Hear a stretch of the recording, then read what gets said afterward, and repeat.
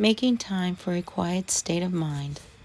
1 Timothy chapter 2 verses 2 and 3.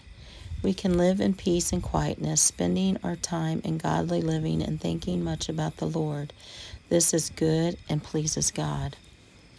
We can all agree that sitting around a campfire nurtures a feeling of peace and quietness in us. It's one of the simple pleasures that draws us into a simpler state of mind.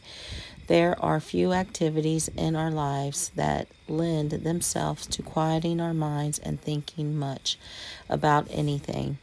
More often, we're trying to wrangle the tangle of pressure, obligations, worries, and schedules cluttering our thought life. It's good to declutter, and it's especially good to reflect on what God is doing in our lives. We can imagine how pleasing it is to Him when we stop in the mental rush for a little while and think about it. Dwelling on how many times He's come through for us builds our trust in Him. Remembering the times He's done more than we expected creates a deeper well of appreciation in us. Making time to think much about the Lord is a necessary good thing if our lives are going to produce good fruits.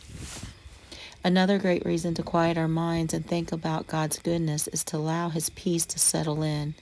It's getting increasingly difficult to find hope in what we see. In a world heavy with strife and division, we need to put more of our focus, more of the time, on our only hope.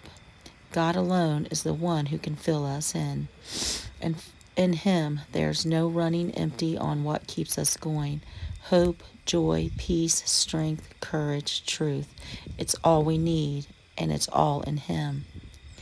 Dear God, I look forward to making more time to quiet my mind to think about You and the things You've done and are doing in my life. Your actions are driven by love, and my heart fills with gratefulness and hope when I remember them. Amen.